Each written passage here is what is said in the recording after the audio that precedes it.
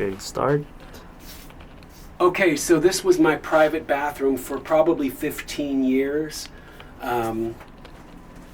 Before this was an illegal hotel starting in about 2008 or 2009. It was a welfare hotel. And so the previous owner made millions of dollars and manipulated the rent rolls of the DHCR at the time and used the 4-year look back to claim units out of rent stabilization because he got $2,150 from the government. How do I know? I was placed here under that program.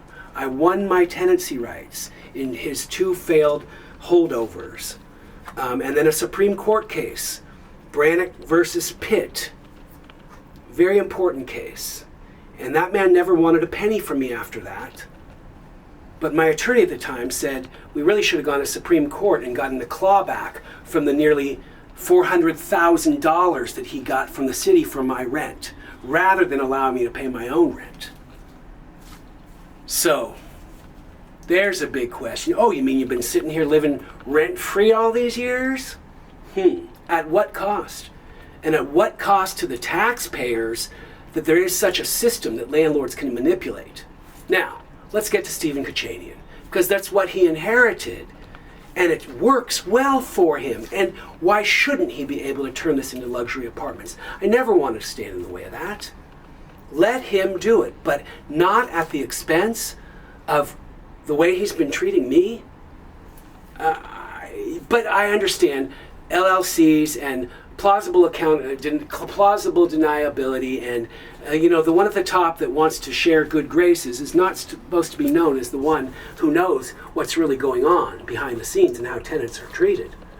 So, but here's what you see in this bathroom is a bathroom I can't use. There hasn't been any water here since the cold snap of 2020, beginning of 2023 maybe, or end of 2022.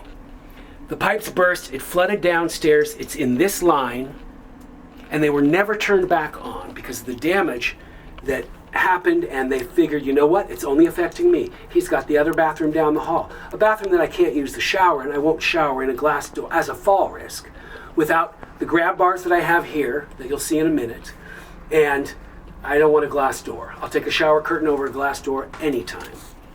So, yep, watch out.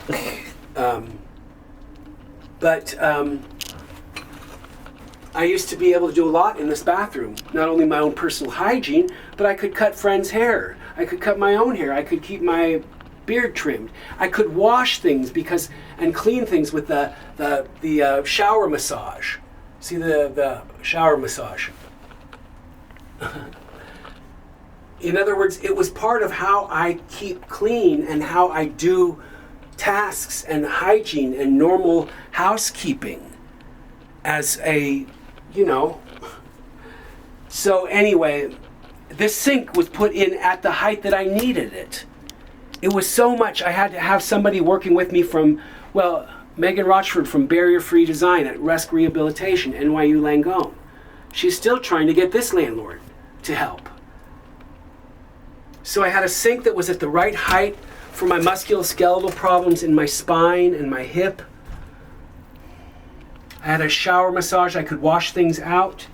I had a toilet that I could use with the proper commode, and I had all this stuff. And now what you see is construction dust over everything that I don't really want to touch because I don't know if there's lead and asbestos. I'd like to get it tested, but here's the problem. The jackhammering and the vibrations in this building brought this window down. There's no lock on it. They didn't say we're going to go in there and fix Mr. Abrams' window and put a lock on it.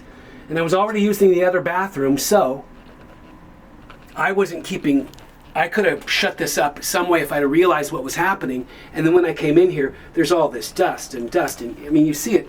Let's do a little bit of a demonstration, okay? So I had my bathroom stuff, but I also had some way of storage. So I don't know what this stuff is.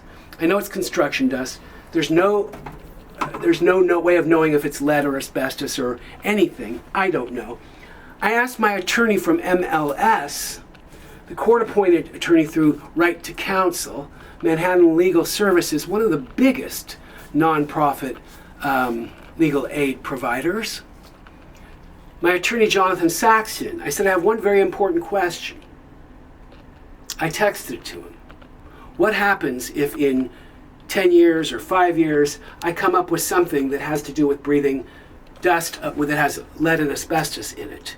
What do we do then? This is when he first started to push me into a settlement, because he said, we're not going to trial.